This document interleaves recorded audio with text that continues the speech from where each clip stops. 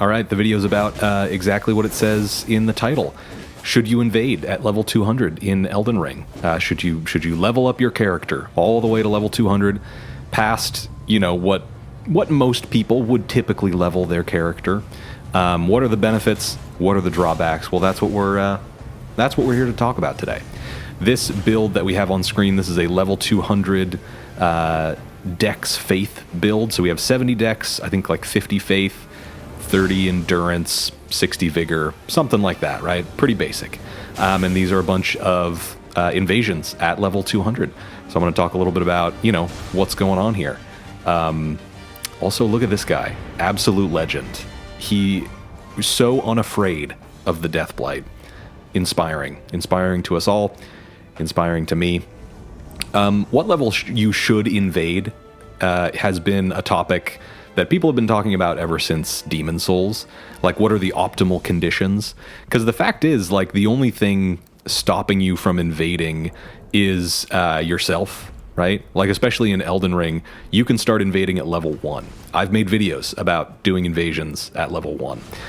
So there's no hard level requirement. There's no like gear requirement or anything like that. You just have to go get one of the two fingers from one of those quest lines, either like Volcano Manor or like Vare's quest, and then you just start going. So you have this wide open field of potential ranges you could invade in. So what are they like?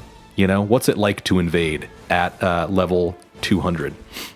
Well, it's like this. There's a lot of lasers. There's a whole lot of lasers, there's a whole lot of projectiles, because at level 200 you can invade down to like 170, I think, 160 maybe, and you can invade up to like 230, something like that. I mean, the range that you can invade basically gets bigger the higher of a level you are. So you're going to get a lot of invasions at level 200, but at this level, right, when people are this high of a level, you can get real loosey-goosey with your build, right? When you're invading at level 60 or level 80, you can have absolutely no fat on that build. Like, you need to be very, very strategic and efficient with where you're putting your stat points, because there's no real flexibility at those levels. But once you get up to level 120, right, maybe you could start messing around with some other things that might not exactly be, the best thing for your build, but it's an interesting weapon or a spell that you want to put on there that you just didn't really have room for it when you were like level 80 or level 60. But once you get up into like, level 160, 180, 200, basically you have what you see on the screen in front of me, which is people who have high intelligence, they have high faith, they have high arcane, high strength, high dex, like literally every single, stat that you could think of. And they just have a lot of projectiles that they're throwing at you. But I think the trade-off is with these sorts of builds is that you have situations exactly like what you just saw in that invasion, where when those guys had me at range, they could just spam spells and spam projectiles at me. But as soon as I got the host alone, one-on-one, he didn't really have any options. And that's, I think, not really an enjoyable invasion for me or for those other people, because it's over so quick when I get the host one-on-one, but also 90% of that invasion was me just like running, because I knew if I stood in place, then I would, I'd just get stuck into a blender. Some other funny things, though, about level 200 invasions is that sometimes you get lots and lots of runes. The guy that just died there, the co-opper, I ran the numbers and he was probably around level 630, 635, something like that. I mean, almost 260,000 runes for killing one co-opper. So you do sometimes run into like those max level guys a little bit more, which can be nice if you're trying to, upgrade new weapons and try new things and stuff like that. You also get a whole lot of this. You get a whole lot of guys hanging out by the boss fog wall, pointing down, shooting lasers at you, using the mischief veil, just sort of hanging out. Gank squads like that are pretty common at level 200. So it's definitely a mix. And when I started this video, in my head I was like, I'm gonna tell him how trash level 200 is. Like, it's terrible and it used to be cool, and it used to be fun to invade at 200, but now it's ruined. But actually, looking at these clips, I had some fun with it. It's definitely more kind of projectile laser spam heavy than lower levels can be, and you certainly see a lot more dedicated, 3v1 Limgrave gank squads and things like that, which can be annoying. Like I'm not necessarily like, gank hunting. I know there's streamers and there's invaders who do that. Like they really want to get those gank squads so they can sort of show off in like a 3v1. That's just not really my thing. But sometimes you also get fights like this, right? Where it was just this guy had the Taunter's Tongue on, he was summoning blues. We had a good fight. It was over pretty quick. Lightning inside of Liurnia will do that to you, certainly. But like, if you've never invaded before, like in your entire life, should you bring a character all the way up to level 200 and try it? I would say not like your first thing. This shouldn't be your first stop when you're invading. Definitely try like 60, 80, 120 with a character before you're just like, well, I'm going to sit and, do the Albinoric farm for, 45 minutes to get up to level 200 or something like that.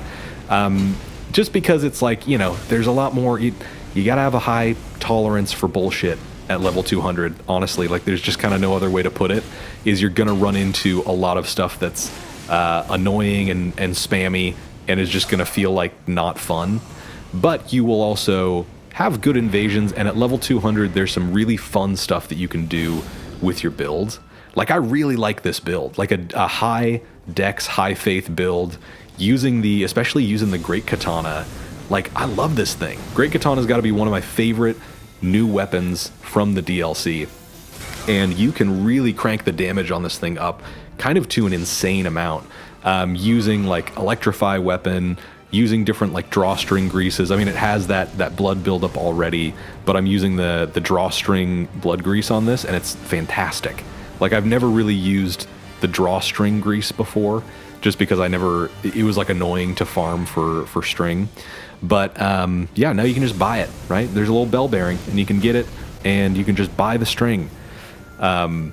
Another example, right? Level 200 invasion. It's all the projectiles that you could ever think of. It's all the lasers. It's all the, all the incantations, all the spells on one character, and they're just throwing everything at you. So you do have to sort of bring some stuff on your own. Giant's Flame Take Thee is like just a classic. It's good for pretty much any invasion that you run into.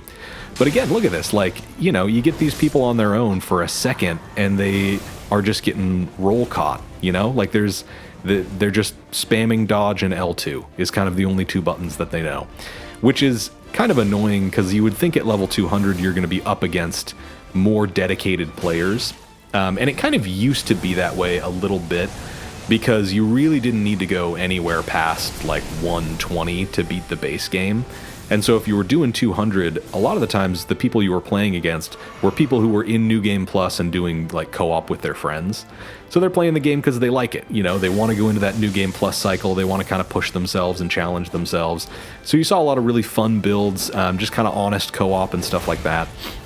But I think that the difficulty of the DLC has kind of intimidated some people into thinking, well, before I even like touch the DLC, I want to be like level 200 or I want to be 220 or something like that, so that I can use every spell and every weapon and every incantation. And so now 200 now feels a little bit more like what 120 felt before the DLC came out, if that makes sense. Also, look at this guy. Whoop, there he goes. Don't know why I did that, but definitely made my life a little bit easier. So props to that guy, right? Another legend. He knew that I wanted the one-on-one, and he gave it to me. So yeah, 200 right now is not as fun, I think, as it used to be. And I think that, that's going to taper off and it's going to start being fun again, because there's a lot of people who are still playing the DLC for the first time. Like, it only came out a couple months ago. So as we get sort of more time between us and the DLC, 200, I think, is going to start to feel a little bit more fun and a little bit more honest. But for now, yeah, I'd say level 200, if you've never done it before, don't start here. But if you have never done level 200 before and you like PvP, definitely give it a try, because you can run into some fun stuff. All right, that's the video. Thanks for watching.